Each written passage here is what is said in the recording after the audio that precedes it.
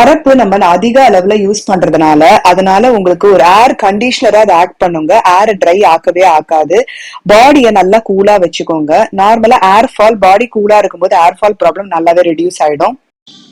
நான் சொல்ற மெத்தட்ல யூஸ் பண்ணீங்கன்னா உங்களுக்கு ரொம்ப எஃபெக்டிவான ரிசல்ட் கிடைக்குங்க. தேவையான அளவு ஏர் வாஷ் பவுடர் எடுத்துக்கோங்க. சாதம் வடிச்ச கஞ்சி தண்ணி ரைஸ் ஸ்டார்ச் வாட்டர் நல்லா ஹாட்டா அதுல ஊத்திக்கோங்க. நல்லா திக்கா பேஸ்ட் மாதிரி நல்லா கலந்துக்கோங்க. ரொம்ப தண்ணியா கலக்க வேண்டாம். இந்த மாதிரி திக் பேஸ்ட் கன்சிஸ்டன்சில நீங்க கலந்து வச்சுக்கோங்க. இது ஊற விடணும் கூட கிடையாது. நீங்க அப்படியே போய் ஏர் வாஷ் பண்ணிக்கலாம். ரைஸ் ஸ்டார்ச் வாட்டர் இல்லைன்னா ஹாட் வாட்டர் ஆட் பண்ணிக்கலாங்க. முடிய நல்லா வெட் பண்ணிக்கோங்க.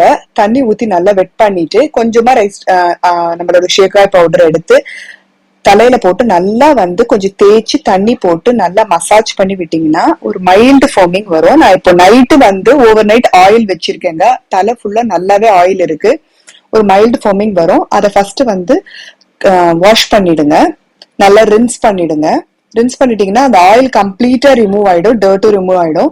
செகண்ட் டைம் நீங்க ஒரு வாட்டி வாஷ் பண்ணும்போது உங்களுக்கு சூப்பரான ஃபோம் கிடைக்கும். ஷாம்பு மாதிரி இல்லைனாலும் அதுல 50% ஃபோம் வருங்க உங்களுக்கு.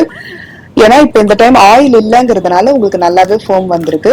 ஆயில் வச்சுட்டு நல்லாவே வாஷ் பண்ணா சூப்பரா ஷாம்பு எஃபெக்டிவ் உங்களுக்கு கண்டிப்பா கிடைக்கும்.